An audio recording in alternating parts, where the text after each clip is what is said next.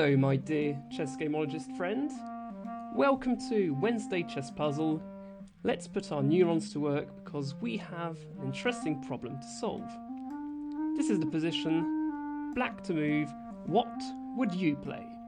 What you can do is pause the video, have a think about it, and then come back for the answer.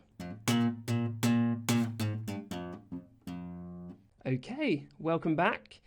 Before I give you the solution, here's a clue for you.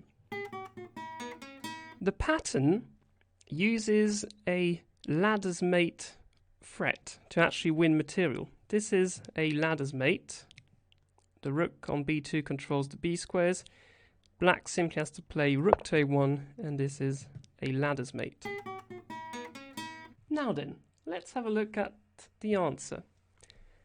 I'm going to show a first line that you might have thought of.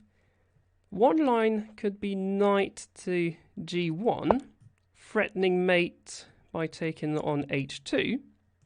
So for example, if the rook was to take on g1, well, this would be checkmate.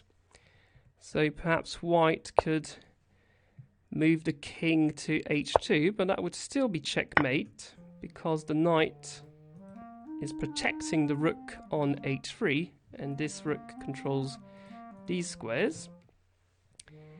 But unfortunately, this does not work because white can play rook to d3, and after rook takes, pawn takes, the knight has to move, and it's still a fairly equal position. So the correct move is a knight move. It's actually knight to e1.